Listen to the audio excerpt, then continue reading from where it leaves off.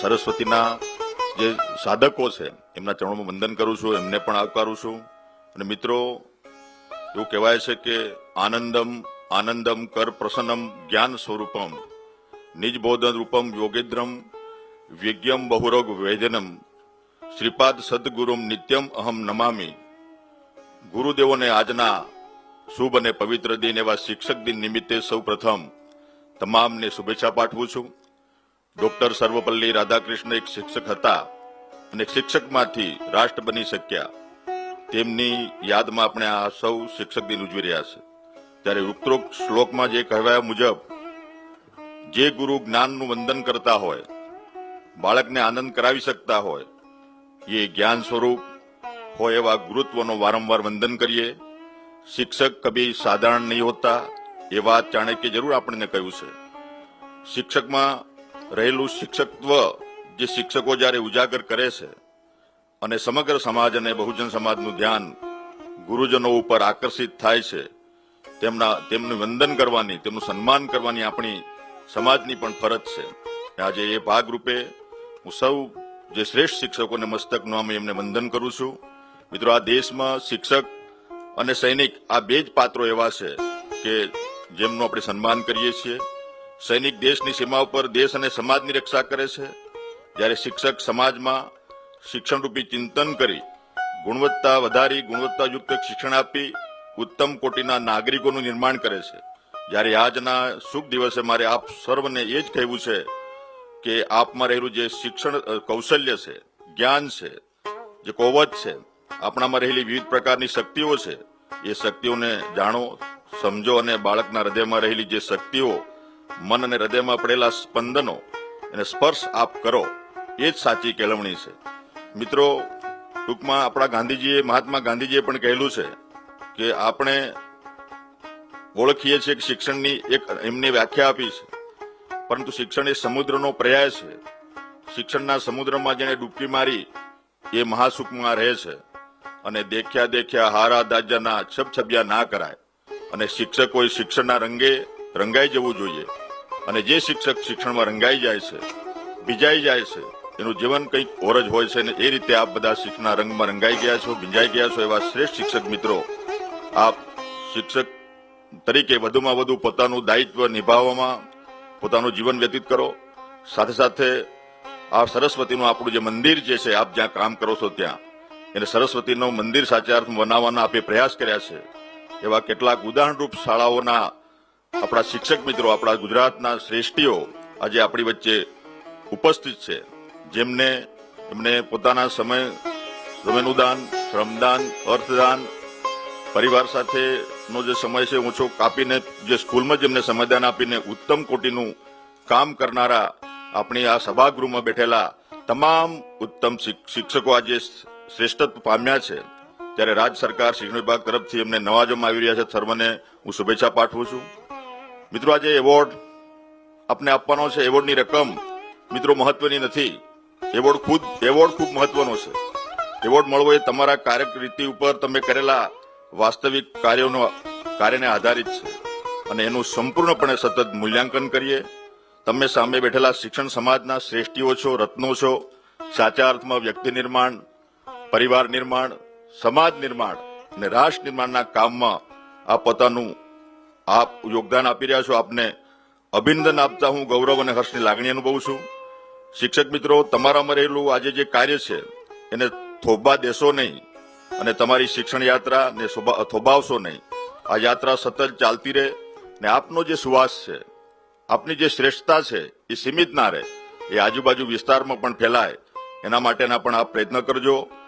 સન્માનીય અમેરિકાના રાષ્ટ્ર પ્રમુખ બિલ ક્લિન્ટને પણ એ પ્રમુખ હોવા છતાં એને જે વિશ્વાસ જે શિક્ષક મિત્રો એમને મૂક્યો હતો, એમને પણ એક શિક્ષકને મિત્રો જે પત્ર લખ્યો હતો, આપ એ જાણો છો, એ અમેરિકન ભૂતપૂર્વ રાષ્ટ્રપતિ લખેલા પત્ર એમના પુત્ર માટે લખ્યો હતો. અને શિક્ષકોને એમને કહ્યું હતું કે ભાઈ, આપનામાં રહી જે ક્ષમતા છે એ મારા બાળકને, મારા વિદ્યાર્થી, મારા છોકરાને તમે આપજો. અને એ અભિપ્રાય જે આપે છે શિક્ષક માટે, એ મિત્રો આપે બધાએ વાંચ્યો હશે. મને કહેતા એ બાબતનો આનંદ છે કે આપણી જે સક્રિય વિચાર ક્રાંતિની સફળતા માટે પસંદ કરવામાં આવનાર વર્ગોમાંથી શિક્ષકો પાસે વિશ્વાસપૂર્ણ અપેક્ષા રાખવાનું વિશેષ કારણ એ છે કે શિક્ષક વર્ગ અપેક્ષા મુજબ વધારે જાગૃત, ચિંતક, સર્જક, સંતોષી તથા જવાબદારી રાખતો હોય છે. તેનું આવું હોવું સ્વાભાવિક કારણ છે. મિત્રો, શિક્ષકો આ બધું જ કરે છે જ્યાં તેઓ પોતાના વિદ્યાર્થીઓને વિષયનું જ્ઞાન તો કરાવે જ છે, ત્યાં તેમને જીવન માટે ઉપયોગી નૈતિક શિક્ષણ આપી માનવતાને ઉચિત એવા ગુણોનું વિકાસ પણ કરવાનો પ્રયત્ન શિક્ષક મિત્રો કરી રહ્યા છે. સાથે સાથે મિત્રો, વિદ્યાર્થીનું ચરિત્ર નિર્માણ જેટલી સરળતાથી શિક્ષકો કરી શકે છે તેટલી સરળતાથી ન તો વાલીઓ કરી શકે છે અને ન તો બીજા સામાજિક અથવા રાષ્ટ્રીય નેતાઓ. બીજા નેતાઓની વાત શું કરીએ, વિદ્યાર્થીઓ પર જેટલો પ્રભાવ શિક્ષકનો હોય છે તેટલો વાલીઓનો પણ હોતો નથી. એકવાર કોઈ વિદ્યાર્થી પોતાના વાલીની આજ્ઞાનું પાલન કરવામાં અથવા તેના ઉપદેશોમાં વિશ્વાસ મૂકવાની આનાકાની કરી શકે છે, પરંતુ વિદ્યાર્થી શિક્ષક તરફ સહજ વિશ્વાસ રાખે છે. શિક્ષકે પોતાના વિદ્યાર્થીઓ ઉપર ફેલાયેલા એ અધિકારપૂર્ણ પ્રભાવને વ્યક્તિ નિર્માણના સ્વરૂપે રાષ્ટ્ર નિર્માણની દશામાં આનો અવશ્ય ઉપયોગ કરવો જોઈએ. અત્યાર સુધીમાં જે આપણું ભૂતકાળ, આપણો દિવ્ય અને ભવ્ય જે ભારત હતું, અત્યાર સુધીના રાષ્ટ્રીય આંદોલનો તથા બલિદાનની પરંપરા એ વાતની સાક્ષી આપે છે કે દેશ ધર્મ માટે મરી મીટનારને પ્રેરણા આપનાર મૂળ સ્વરૂપે વાલીઓ નહીં પણ આપણા શિક્ષકો ભૂતકાળમાં મિત્રો રહ્યા છે. રાષ્ટ્રના નેતાઓ તેમજ નિર્માતાના મૂળ રૂપે શિક્ષકો જ રહ્યા છે, જેમણે તેમની પોતાની છત્રછાયામાં ભણાવ્યા અને શિક્ષણ આપ્યું છે. ગુલામીના અંધકાર યુગમાં જે શિક્ષકોએ રાષ્ટ્રના નિર્માતાઓને પ્રકાશ આપ્યો છે એની પરંપરાને મિત્રો આપણે આગળ વધાવી રહ્યા છે. આજે આપની વચ્ચે આપણા સન્માનીય રાજપાલ મહામહિમ રાજપાલ સાહેબ ઉપસ્થિત છે, જે આપને બધાને સન્માન આપણને શુભેચ્છા પાઠવવાના છે. તેમ છતાં મિત્રો, આપણે આપના જેવા શિક્ષક મિત્રો સમાજ અને શિક્ષણની મૂડી છે અને શ્રેષ્ઠ શિક્ષકોને સન્માનવાની બાબત વણવતા આપણા બાળદેવો ભવ, ગુરુદેવો ભવ અને આચાર્ય દેવો ભવની ભાવનાને આપણે ઉજાગર કરીએ. આપણામાં રહેલી શ્રેષ્ઠ દ્રષ્ટિ અને શ્રેષ્ઠ જે કલ્પના છે, નવા વિચારો સાથે, નવા આઈડિયા સાથે, નવી ઉપલબ્ધિઓ સાથે મિત્રો આપણે આગળ વધીએ. અને આજે આપ સૌ આ સભાગારમાં ઉપસ્થિત તમામ શિક્ષક મિત્રોનું શિક્ષણ વિભાગ વતી, રાજ્ય સરકાર વતી હું સ્વાગત કરું છું, આવકારું છું. અને આ શ્રેષ્ઠ શિક્ષકો જે આજે સન્માન થવાનું છે એમને શુભેચ્છા પાઠવું છું. તમામને મારી શુભેચ્છાઓ. બોલો ભારત માતા કી જય. ધન્યવાદ. શ્રી રમેશકુમાર બદામીલાલ ચૌહાણ, મદદની શિક્ષક, નરસિંહપુર મુખ્ય પ્રાથમિક શાળા, સંતરામપુર, જિલ્લો મહીસાગર. કર્મ એ જ ધર્મ એ ન્યાય બાળકો અને વાલીઓ સાથે સંબંધો વિકસાવ્યા છે અને શિક્ષણને ગ્રામ સ્તર સુધી વિકસાવ્યું છે. ખૂબ ધન્યવાદ.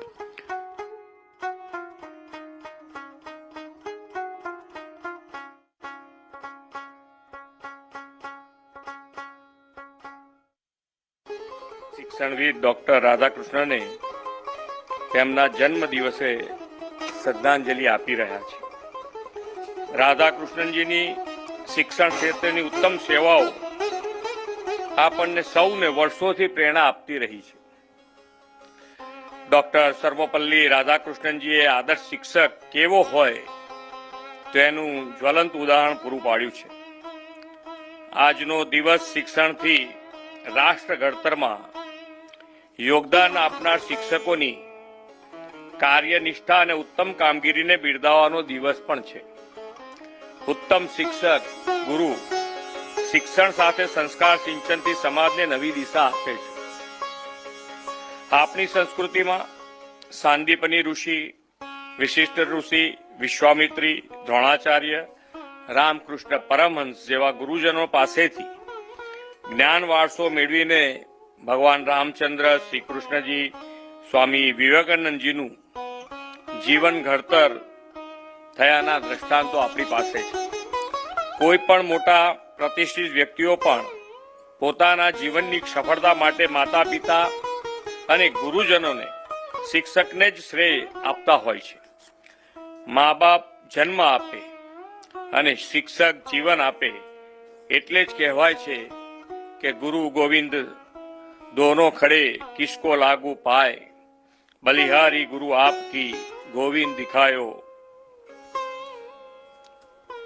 સામર્થ્યવાન ગુરુ જ્ઞાન અને શિક્ષા દીક્ષાથી ઈશ્વરનો સાક્ષાત્કાર કરાવી શકે છે. આજે એવા જ કેટલાક શ્રેષ્ઠ શિક્ષકોનું રાજ્ય પારિતોષિક આપીને સન્માન કરવાની તક આપણને મળી છે. રાજ્ય પુરસ્કાર પ્રાપ્ત સૌ શિક્ષકોને ખૂબ ખૂબ અભિનંદન આપું છું. વિશ્વ નેતા અને આપણા યશસ્વી વડાપ્રધાન શ્રી નરેન્દ્રભાઈ મોદીએ જ્ઞાન વિજ્ઞાનની 21મી સદીનું નેતૃત્વ ભારત કરશે એવો વિશ્વાસ દર્શાવ્યો છે. જ્ઞાનની આ સદીમાં આજની અને આવતીકાલની પેઢીને વિશ્વ સમકક્ષ બનાવવા અનેક આયામો તેમના દિશા દર્શનમાં થયા છે. ગુજરાતને તો આદરણીય નરેન્દ્રભાઈના નેતૃત્વ અને માર્ગદર્શનનો 2 દાયકાથી વધુ લાભ મળ્યો છે. રાજ્યમાં શિક્ષણની દિશા બદલવા તેમણે કન્યા કેળવણી અભિયાન, શાળા પ્રવેશોત્સવ, ગુણોત્સવ જેવા જન આંદોલનો ચલાવીને ખાસ કરીને દીકરીઓના અભ્યાસની ચિંતા કરી છે. આજે એ અભિયાનની સફળતાના પગલે આપણે ત્યાં ડ્રોપ આઉટ રેશિયો 37% ઘટીને 2.5% થઈ ગયો છે. આદરણીય નરેન્દ્રભાઈની પ્રેરણાથી રાજ્યના મંત્રીથી માંડીને ઉચ્ચ અધિકારીઓ ઉનાળાના તાપમાં પણ ઘરે ઘરે જઈને શાળાએ જવા યોગ્ય બાળકોનું શાળામાં નામાંકન કરાવે છે. એટલે જ આજે ગુજરાત વર્લ્ડ ક્લાસ એજ્યુકેશનનું મોડેલ બન્યું છે. શિક્ષક સમુદાયનું આ માટે ખૂબ જ મહત્વનું પ્રદાન રહ્યું છે એમ ચોક્કસપણે હું માનું છું. સરકાર શાળાઓ બનાવે, ઇન્ફ્રાસ્ટ્રક્ચર આપે, શિક્ષકોની ભરતી કરે, પણ શાળામાં પ્રાણ તો શિક્ષક જ પૂરે. શિક્ષકના વાણી, વર્તન, વ્યવહાર એવા પોઝિટિવ વાઇબ્રેશન વાળા હોય કે ગમે તેવો અઘરો વિષય બાળકને સરળ લાગે. કોઈ દિવસ કોઈ શિક્ષક વિદ્યાર્થીને રહેવા દે, આ તારું કામ નહીં, તને નહીં આવડે એવી નેગેટિવ વાત કહે જ નહીં. ઉલટાનું પ્રોત્સાહન આપતા કહેશે કે બેટા પ્રયત્ન કર, ચોક્કસ સફળ થઈશ જ. વેદથી વેદ સુધી અને ઉપનિષદથી ઉગ્ર સુધીની માનવ જાતની સંસ્કૃતિ વિકાસ યાત્રામાં શિક્ષણ અને શિક્ષકની સકારાત્મક ભૂમિકા રહેલી છે. આ વાતને સારી રીતે જાણતા આદરણીય નરેન્દ્રભાઈએ નયા ભારતના નિર્માણના સંકલ્પ સાથે નવી શિક્ષણ નીતિ અમલમાં મૂકી છે. તેમના નેતૃત્વમાં તૈયાર થયેલા નવી શિક્ષણ નીતિ ભારતના ઉજ્જવળ ભાવિ માટે પ્લેટફોર્મ પૂરું પાડી રહી છે. નવી શિક્ષણ નીતિનો ઉદ્દેશ આગામી પેઢીને માત્ર શિક્ષિત નહીં, પરંતુ શ્રમ અને કૌશલ્યથી સંપન્ન, શારીરિક માનસિક બુદ્ધિબળથી સજ્જ અને વિશ્વના નાગરિકો સાથે સ્પર્ધામાં આત્મવિશ્વાસથી ઉભા રહી શકે એવી શિક્ષણ વ્યવસ્થા મજબૂત કરવાનો છે. આપણે રાજ્યના બાળકોને વિશ્વ કક્ષાનું સ્માર્ટ એજ્યુકેશન પૂરું પાડીએ છીએ. નવી એજ્યુકેશન પોલિસીના અમલથી તેમણે ઉચ્ચ શિક્ષણ માતૃભાષામાં આપવાની હિમાયત કરી છે. આપણે ત્યાં મેડિકલ અને એન્જિનિયરિંગનો અભ્યાસ માતૃભાષામાં શરૂ થવાનો છે. આપણા વિદ્યાર્થીઓને સ્માર્ટ ક્લાસરૂમ, ડિજિટલ માધ્યમથી વધુ સારું શિક્ષણ મળી રહે તે માટે વડાપ્રધાનશ્રીની પ્રેરણાથી અનેક નવતર આયામો અપનાવ્યા છે. છેલ્લા 3 વર્ષમાં જ્ઞાનકુંજ પ્રોજેક્ટ અંતર્ગત રાજ્યમાં 16,000 જેટલા સ્માર્ટ ક્લાસરૂમ શરૂ થયા છે. ગુજરાત પ્રાથમિક સ્કૂલોનું મૂલ્યાંકન કરનાર દેશનું પહેલું રાજ્ય છે. આપણે જ્યાં આજે શિક્ષક દિનની ઉજવણી કરવા ભેગા થયા છે તે વિદ્યા સમીક્ષા કેન્દ્ર તો વિશ્વના વિકસિત દેશો માટે પણ લર્નિંગ આઉટકમનું મોડેલ બન્યું છે. ડિજિટલ ટેકનોલોજીનો વધુને વધુ ઉપયોગ કરીને આ કેન્દ્ર ક્વોલિટી એજ્યુકેશન રિફોર્મ્સ માટેનું બેસ્ટ પ્લેટફોર્મ તરીકે ખ્યાતિ પામ્યું છે. આદરણીય વડાપ્રધાનશ્રીએ ટેકનોલોજીના સાથથી આ દર્શકને પેકેટ બનાવવાનો સંકલ્પ કર્યો છે. તેમના આ સંકલ્પને સાકાર કરવામાં અને વિદ્યાર્થીના ભવિષ્યના સપના પાર પાડવામાં શિક્ષકો દીવાદાંડી બનશે એવો મને વિશ્વાસ છે. વડાપ્રધાન શ્રી નરેન્દ્રભાઈના નેતૃત્વમાં દેશ આજે નવા સપના, નવા સંકલ્પો લઈને આઝાદીના અમૃતકાળને વિકાસનો અમૃતકાળ બનાવવા એક થયો છે. 2047માં આઝાદીની શતાબ્દી મનાવીએ ત્યારે ભારત દેશ વિશ્વગુરુના સ્થાને બિરાજિત હોય એવા સૌના સપના છે. અત્યારે જે શિક્ષક છે તેમના હાથમાં દેશના સ્વર્ણિમ યુગનું ભાવિ ઘડવાનું સેવા દાયિત્વ પણ છે. આજનો વિદ્યાર્થી 2047ના ભારતનો ભાગ્ય વિધાતા બને તેની જવાબદારી આપ સૌ શિક્ષક સમુદાય પર છે. વડાપ્રધાન શ્રી કહે છે તેમ શિક્ષક તરીકેનો આપનો વ્યવસાય માત્ર નોકરી, બાળકોને ભણાવવાની ફરજ કે 4, 5, 7 પીરિયડ લેવા પૂરતો સીમિત નથી. સમાજ જીવનમાં મૂલ્યનિષ્ઠ પેઢીના ઘડતરનું અને રાષ્ટ્ર નિર્માણના નોબલ કોઝ તમારા આ પ્રોફેશનમાં છે. આપ સૌ શિક્ષણના સંસ્કાર સિંચનથી દેશની સ્વર્ણિમ આવતીકાલના આર્કિટેક્ટ બનો. પ્રત્યેક કાર્ય દેશ હિત, રાજ્ય હિત, વિદ્યાર્થી હિતનું જ હોય એવો નિશ્ચય કરો. જ્ઞાનની આ સદીમાં માં ભારતી આપ સૌના આવા સામૂહિક સંકલ્પથી જ વિશ્વગુરુ બનશે એવો અહીં બેઠેલો સૌ વિશ્વાસ છે. ફરી એકવાર એવોર્ડ વિજેતા શિક્ષકોને ખૂબ ખૂબ અભિનંદન અને સૌ માટે તમે પ્રેરણા બનશો એવી શુભેચ્છા સાથે વિરમું છું. ભારત माता की जय. वंदे मातरम. जय जय गरवी गुजरात. मैं शिक्षक रहा हूं, आज भी शिक्षक ही हूं, और जब अपने परिवार के लोगों में आने का सौभाग्य मिलता तो विशेष सुख का अनुभव होता है. मैं बहुत बहुत बधाई देता हूं अपने बीच के उन सभी अध्यापक भाई और बहनों को जिनको आज शिक्षा के क्षेत्र में राज्य स्तर का पुरस्कार से सम्मानित किया गया है. और बधाई आप सबको देता हूं आज के इस शिक्षक दिवस की. इस देश के प्रथम राष्ट्रपति राधा कृष्णन जी, जो हमारे ही परिवार के सदस्य थे और आजीवन शिक्षक बनकर के उन्होंने अपने आप को गौरवान्वित माना, और उन्हीं की स्मृति में हमारा शिक्षक दिवस आज पूरे देश में हर्षोल्लास के साथ मनाया जा रहा है. भाइयों और बहनों, मैं समझता हूं कि जीवन यापन करने के लिए व्यक्ति विभिन्न प्रकार के व्यवसाय करता है, उद्योग करता है, लेकिन इन सब कार्यों में सबसे श्रेष्ठ यदि कोई कर्म है तो वो अध्यापक का कार्य है. विद्यादानम महादानम ब्रह्मदानम विशिष्यते. दुनिया में दानों का बड़ा महत्व है, लेकिन विद्या से बड़ा दान दुनिया में कोई भी नहीं है. क्योंकि जब घर का एक बालक बालिका शिक्षित हो जाती है तो वो पूरे परिवार का दिशा और दशा दोनों बदलने का काम करती है, और सही अर्थों में मानव को मानव बनाने का काम ही शिक्षक का है. शतपथ ब्राह्मण में लिखा है, मातृमान पितृमान आचार्यमान पुरुषो वेद, के 3 गुरु होते हैं बालक के. पहला है माता, दूसरा है पिता, और तीसरा है गुरु आचार्य, हम जो लोग बैठे.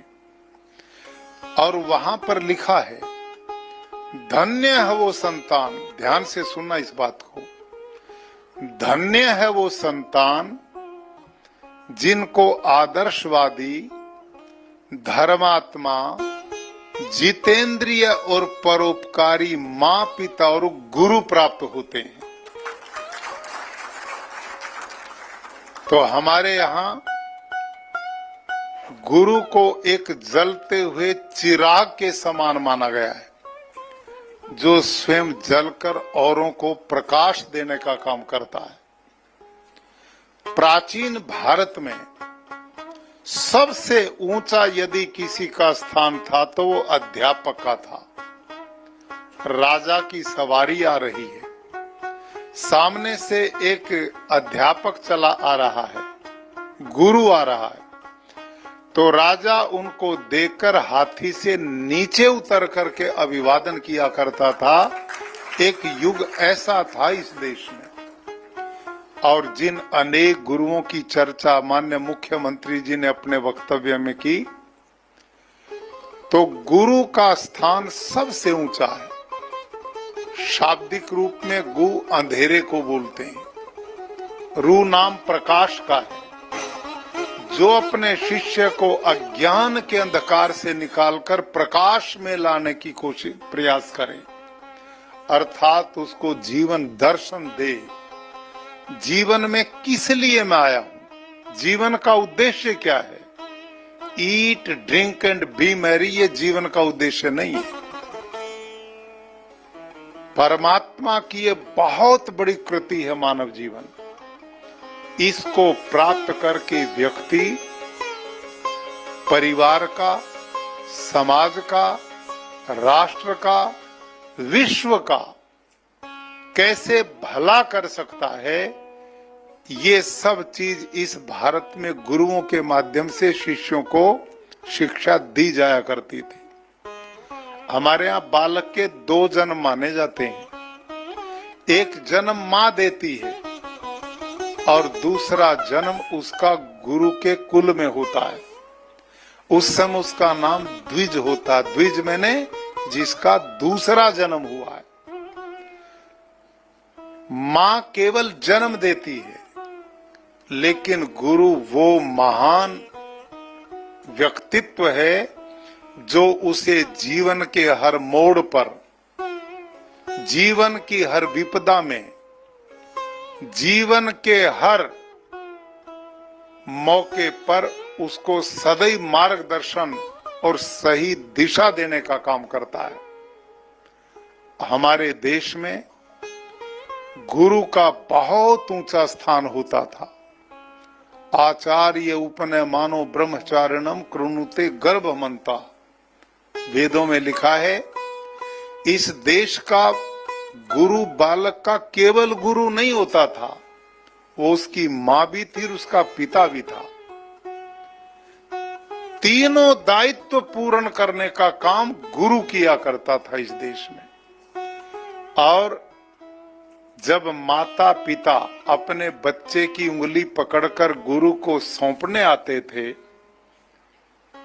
और माता पिता कहते थे, गुरुजी अब हमने जो काम करना था कर दिया, पाल दिया, पोस दिया, बड़ा कर दिया, अब बाकी निर्माण का काम आपने करना, अब हम आपको सौंप के जा रहे हैं। तो इस देश का गुरु उस माता पिता को आश्वस्त करते हुए मंत्र बोलता था वेदों का, उपनय मानो ब्रह्मचारिणम कृणुते गर्भमंता, कि हे माता पिताओं आप कतई निश्चिंत हो जाओ। अब आपने मेरे सानिध्य में अपने बालक को दे दिया है, मैं इस बालक को ऐसे संभाल करके रखूंगा जैसे गर्भ मां संभाल करके रखती है। दुनिया के अंदर, विश्व के अंदर शिक्षा के क्षेत्र में इससे बड़ी कल्पना, सोच और चिंतन हो ही नहीं सकता। जैसे मां के पेट में गर्भ सुरक्षित होता है, गर्भ में जब बालक होता तो गर्भ का बच्चा भोजन नहीं खाता, मां के भोजन में उसका भोजन होता है, मां के पीने में उसका पीना होता है, मां के चलने में उसका चलना होता है, मां के जगने में उसका जगना होता है, मां के सोने में उसका सोना होता है, और मां के चिंतन से उसका चिंतन बनता है। इतनी अपना आत्मीयता पिता, मां और गर्भ शिशु में है। इस देश का गुरु वही स्थिति का आश्वासन अपने अभिभावकों को देता है। ये चिंतन था, और इसीलिए भाई और बहनों आज लोग गर्व करते हैं, मेरा बेटा ऑस्ट्रेलिया में है, मेरा बेटा इंग्लैंड में है, मेरा कनाडा अमेरिका में है, पड़ोसियों को भी बताते घूमते हैं। लेकिन जिन दिनों वहां के लोग वल्कल वस्त्र पहनते थे, उन दिनों भारत का तक्षशिला, नालंदा, विक्रमशिला, वल्लभी ऐसे विश्वविद्यालय थे जिनसे दुनिया के लोग यहाँ पढ़ने के लिए आते थे। और भारत के ऋषि हिमालय की चोटी पर खड़े होकर डिंडिम घोषणा करते दुनिया को संदेश देते थे, एतद् देश प्रसूतस्य सकाशाद अग्रजन्मन स्वयं स्वयं चरित्रम शिक्षेरन पृथ्व्याम सर्वमानवा। ओ दुनिया के लोगों, यदि तुम अपनी संतानों को चरित्र की शिक्षा देना चाहते हो, साइंस टेक्नोलॉजी की शिक्षा देना चाहते हो, अध्यात्म की शिक्षा देना चाहते हो, अपने बालकों को पूर्ण मानव और इंसान बनाना चाहते हो, तो अपने अपने देश से बिस्तर बांध करके भारत की धरती पर आओ, यहाँ के अग्रजन्मा ऋषियों के चरणों में पड़ो। ये काल था और उस समय इस देश को विश्व गुरु माना जाता था। ये काल्पनिक शब्द नहीं है, विश्व गुरु था। आज सौभाग्य है मेरे देश का कि आज हमें भारत में एक ऐसा नेतृत्व, वो भी इस गुजरात की धरती को मैं नमन करता हूं। इस गुजरात की धरती ने समय समय पर इस पूरे भारत देश का नेतृत्व करने का काम किया है, चाहे महात्मा गांधी के रूप में किया हो, चाहे सरदार वल्लभ भाई पटेल के रूप में किया हो, महान समाज सुधारक स्वामी दयानंद सरस्वती के रूप में किया हो, और आज भारत के यशस्वी प्रधानमंत्री श्रीमान नरेंद्र मोदी के रूप में किया हो। इन्होंने आज भारत की इस प्राचीन विरासत को, जिसको हम भूल चुके थे, प्रधानमंत्री जी ने उस विरासत को दोबारा जिंदा करने का काम किया। हमारे में गर्व पैदा किया अपनी विरासत के प्रति, अपनी संस्कृति के प्रति, अपने इतिहास के प्रति, अपनी भाषा के प्रति, अपने पहनावे के प्रति, अपने खान पान के प्रति। और इस महामानव ने इस देश के लाल किले की प्राचीर से कितना ऊंचा शब्द बोला कि अब गुलामी के लिए कोई स्थान नहीं है, पूर्ण स्वतंत्रता। हमारे जीवन के किसी कोने पर गुलामी का भाव नहीं बचना चाहिए। आज हम स्वतंत्र भारत हैं। आज ऐसा भारत है कि जिसका यान चंद्रमा पर पहुंच चुका है, जिसके यान ने सूर्य को भी चैलेंज कर दिया है, और जिसके दूसरे यान अलग अलग ग्रहों पर जाने की तैयारी में है। आज जिस महामानव के नेतृत्व में भारत का चहुमुखी विकास हो रहा है, कहीं पर रेल की पटरियां बिछ रही हैं, कहीं सड़कों का जाल बिछ गया है, कहीं एयरपोर्ट बन रहे हैं, कहीं पर नदियां हैं, कहीं किसानों के लिए नई सुविधाएं हैं, कहीं बड़े बड़े उद्योग ऐसे स्थापित हुए कि हमारा दुश्मन पड़ोसी देश भी दुखी है, वहां के उद्योग भी उठ करके आ रहे हैं, और वो भी गुजरात में। ये गौरव की बात है। आज हम भौतिक रूप से भी उन्नत और आध्यात्मिक दोनों पक्षों को लेकर के इस देश के यशस्वी प्रधानमंत्री चल रहे हैं। हमारी आध्यात्मिक विधा भी जिंदा रहे और भौतिक रूप से भी हम किसी से पीछे न रहें। लेकिन इन दोनों कामों को करने का जो श्रेय है वो भारत के गुरु को जाता है। नेताजी सुभाष चंद्र बोस से कहा था राष्ट्रों का निर्माण कैसे होता है, तो उन्होंने बोला था राष्ट्रों का निर्माण बहुत बड़े बड़े भवन बनाने से नहीं होता। राष्ट्रों का निर्माण बहुत नदी नाले और रेल की पटरियां बिछाने से भी नहीं होता। राष्ट्रों का सही निर्माण होता है वीर पुंगवों के शौर्य से, वीर माताओं के सतीत्व से, और उस देश के महान समर्पित योग्य गुरुओं से राष्ट्र का निर्माण होता है। जब राष्ट्र का गुरु अपनी जिम्मेदारी को समझे। भाई और बहनों, ये जो सारी सृष्टि है इसके में असंख्य प्राणी हैं, असंख्य प्राणी हैं, लेकिन इनमें सर्वश्रेष्ठ प्राणी और इस सृष्टि का उपभोक्ता यदि कोई है तो वो मनुष्य है। वो मनुष्य वैचारिक दृष्टि से यदि उन्नत है, महान है, संवेदनशील है, प्राणी मात्र में अपनी आत्मा को देखने का भाव रखता है, तो ये धरती जन्नत और स्वर्ग यही बन जाती है। और यदि वो मानव आतंकवाद पर चलता है, खून खराबे पर चलता है, दूसरों को दुख देने में ही अपनी सुख की अनुभूति समझता है, निर्दयी है, दुराचारी है, भ्रष्टाचारी है, गंदगी का नमूना है, तो इस सुंदर सृष्टि को वो नरक बनाने का काम करता है। इन दोनों रास्तों पर हर बालक जो चल रहा है उसे सकारात्मक सोच देने का काम, निर्माणात्मक चिंतन देने का काम यदि किसी को करने की जिम्मेदारी है तो वो आप और मेरे को शिक्षक को मिली। भाई और बहनों, इसलिए शिक्षक को राष्ट्र निर्माता कहा। राष्ट्र निर्माता, राष्ट्र निर्माण में परिवार का भी निर्माण है, समाज का भी निर्माण है और राष्ट्र का भी निर्माण है। काश भगवान कृपा करे मेरे देश का एक एक शिक्षक अपनी ईमानदारी से जिम्मेदारी पूरी करे और ये महसूस करे कि मेरे हाथ में देश का भविष्य है और मैंने इस बालक को तराशने का काम करना है, इसको बहुत संस्कारित बनाना है, शरीर से बलवान बनाने का पाठ देना है, विचारों से इसको बहुत समृद्ध बनाना है। ऐसा बालक जो माता पिता का सम्मान करने वाला हो, जो अपने बड़ों के प्रति पूर्ण समर्पित हो, जिसमें राष्ट्र का भी भाव हो, देश के प्रति कह उठे वयम तुभ्यम बलिहर्तस्याम, जरूरत पड़े बलिदान की तो मेरे राष्ट्र के लिए मैं वो भी कर पाऊं। ऐसे युवकों का निर्माण, ये सारा दायित्व मेरे और आप जैसे रास्ते पर चलने वाले शिक्षकों का सदा रहा। आप इस मिशन में बहुत सफल हों।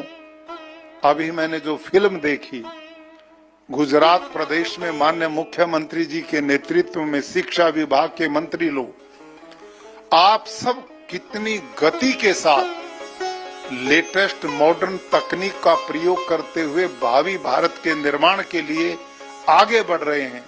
निश्चित रूप से हम इनका पूरा उपयोग करें और पूरी ईमानदारी से अपने काम को करेंगे तो निश्चित रूप से भारत का भविष्य पुनः विश्व गुरु के रूप में दिखाई देता है।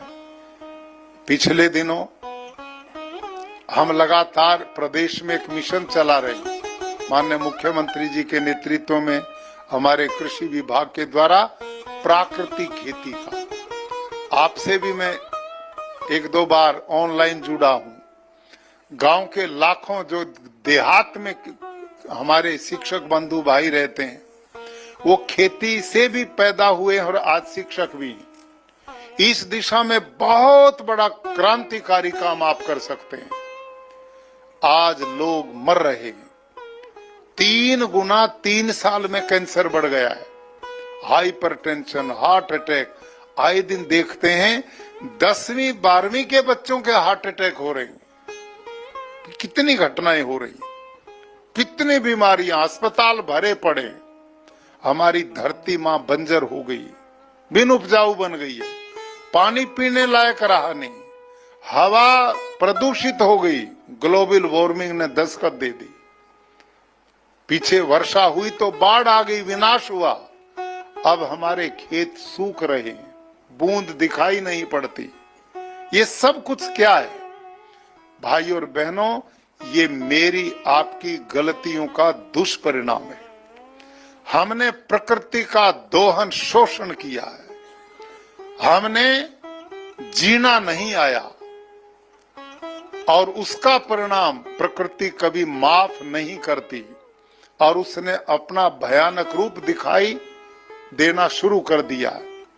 यूरोप के देश जहां कभी गर्मी होती नहीं, वहां लूएं चल रही हैं। कहीं पर इतनी बाढ़ है कि तबाही मच रही, पहाड़ ढह रहे हैं, नदियां उफान पे हैं, बर्बादी का रास्ता। और इस बर्बादी में 24%, 24% इस रासायनिक खेती का योगदान है। यदि आप और हम जो ग्रामीण क्षेत्र की पृष्ठभूमि से आप शिक्षक भी हैं और किसान भी हैं। आप सबसे मैं आग्रह करूंगा कि माननीय मुख्यमंत्री जी ने बहुत मजबूती के साथ इस अभियान को आगे लिया है और माननीय प्रधानमंत्री जी का मार्गदर्शन पूरे राष्ट्र के लिए है। और उन्होंने लाल किले की प्राचीर से बोला था, ये धरती माँ है और इस माँ को हमने जहरीला बना दिया, हमने इसको बिन उपजाऊ बना दिया। पंच तत्व जो हमारे जीवन देने वाले थे अब वो लेने वाले बन रहे हैं। इनको बचाने का, संग्रहित करने का काम करना है। आने वाली पीढ़ियों के लिए हमने व्यवस्था देनी है। आज हमारी धरती बंजर हो गई, पानी धरती में बचा नहीं। इन सब का कारण रासायनिक खेती का अंधाधुंध प्रयोग है। आप सबसे मैं निवेदन करूंगा, आप प्रदेश के बहुत ही सम्मानित, बहुत ही प्रबुद्ध शिक्षाविद हैं। आप जैसे आदर्श लोग ऐसे कार्यों को एक जिम्मेदारी से बढ़ाएंगे तो हम बहुत तेजी से आगे बढ़ेंगे। आप सबको जान के खुशी होगी कि अब तक 8.5 लाख खेडूत गुजरात में प्राकृतिक खेती करना शुरू कर चुके हैं। 8.5 लाख। और इस समय माननीय मुख्यमंत्री जी के नेतृत्व में जो अभियान चला है हमारे यहाँ युद्ध स्तर पर, हमने पूरे गुजरात को 10-10 गांव के क्लस्टर में बदल दिया। वहां हमने खेडूत और एक कृषि विभाग के व्यक्ति को मास्टर ट्रेनर बनाया और 10-10 गांव की ट्रेनिंग पूरे प्रदेश में रात पूरा निरंतर चलती है। और उसके परिणाम स्वरूप प्रति मास हम 3.5 लाख किसानों को प्राकृतिक खेती की ट्रेनिंग दे रहे हैं। इतनी तेजी से काम बढ़ा। 8,000 पंचायत गुजरात की, उनमें 75 से ज्यादा खेडूत प्राकृतिक खेती से जुड़ चुके हैं। अभी माननीय मुख्यमंत्री जी ने निर्णय लिया, हमारे चीफ सेक्रेटरी महोदय हमारे बीच में बैठे हैं, श्रीमान राजकुमार जी, इनके नेतृत्व में हमारे जितने डीएम हैं अपने गुजरात में 33 डीएम और 33 डीडीओ महोदय, अभी वो गुरुकुल कुरुक्षेत्र जिसको मैं चलाता हूं, वहां 200 एकड़ का हमारा प्राकृतिक फार्म और ट्रेनिंग सेंटर है। अब उनको देखने के लिए जा रहे हैं ताकि एक विश्वास पैदा हो लोगों के मन में है, रासायनिक नहीं करेंगे तो हमारा उत्पादन कम हो जाएगा। आपके मन में भी ये सबके में बैठी हुई है बात कि हम यदि रासायनिक खेती नहीं करेंगे तो लोगों का पेट कैसे भरेगा। मैं यही दिखाऊंगा वहां अपने खेतों में कि रासायनिक करने वालों से ज्यादा मेरा अन्न पैदा होता है। रासायनिक करने वाले से सारी चीजें हम ज्यादा पैदा करते हैं, उनका खर्चा हमारे से 15 गुना ज्यादा होता है। हमारा खर्चा न के बराबर है और ये धरती उपजाऊ बनेगी, लोगों को स्वास्थ्य आहार मिलेगा। मेरा आग्रह आज ही शिक्षक दिवस पर शिक्षक होने के नाते अपने परिवारजनों से मैं निवेदन करूंगा कि आप अपने शिक्षा के मिशन में इस प्राकृतिक खेती के मिशन को भी जोड़िए और इससे आप भी स्वस्थ रहेंगे, परिवार और समाज सुरक्षित रहेगा, पर्यावरण बचेगा, जल जमीन जंगल ये बचेंगे तो हम बच पाएंगे, नहीं तो बहुत भयावह स्थिति आज दुनिया की बनने जा रही है। अंत में पुनः मैं आज सम्मानित सभी शिक्षक बंधुओं का आप सबको बहुत बहुत इस दिवस की बधाई देता हूं, शुभकामनाएं देता हूं। और हम जिस पवित्र मिशन में लगे हैं, बालक निर्माण, राष्ट्र निर्माण, परिवार निर्माण, समाज निर्माण का काम निरंतर करते रहें, इसमें ही मानवता की सार्थकता है। धन्यवाद। વધુ પ્રેરણા અને નિષ્ઠાથી કામ કરવા જરૂર મદદ કરશે. માનનીય મુખ્યમંત્રી શ્રી આદરણીય ભૂપેન્દ્રભાઈ પટેલ સાહેબ, આપશ્રીના નેતૃત્વમાં ગુજરાત સરકાર અને શિક્ષણ વિભાગ શાળાકીય શિક્ષણમાં ગુણવત્તાયુક્ત પરિવર્તન કરી રહ્યા છે. સિલસિલાબંધ કામગીરીના પરિણામે આવતા દિવસોમાં પ્રાથમિક, માધ્યમિક અને ઉચ્ચતર માધ્યમિક શિક્ષણમાં આમૂલ પરિવર્તન જોવા મળશે. માનનીય મુખ્યમંત્રી શ્રી, આ કાર્યક્રમમાં પધારવા બદલ, શ્રેષ્ઠ શિક્ષકોને સન્માન કરવા બદલ, આશીર્વાદ આપવા બદલ ખૂબ ખૂબ આભાર માનું છું. માનનીય શિક્ષણ મંત્રી શ્રી, માનનીય રાજ્ય કક્ષાના શિક્ષણ મંત્રી શ્રી, માનનીય મુખ્ય સચિવ શ્રી, આપ આ કાર્યક્રમમાં પધાર્યા, શ્રેષ્ઠ શિક્ષકોને સન્માન કર્યા, આપને દિલથી આભાર માનું છું.